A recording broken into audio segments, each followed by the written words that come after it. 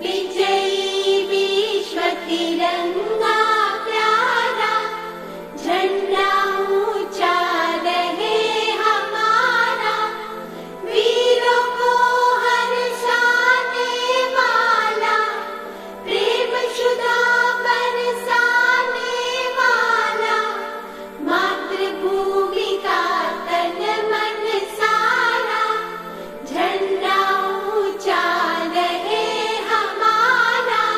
वंदे वंदे भारत माता की वंदे मातरम वंदे मातरम वंदे मातरम वंदे वंदे मातरम वंदे मातरम वंदे मातरम वंदे वंदे मातरम वंदे मातरम वंदे मातरम वंदे।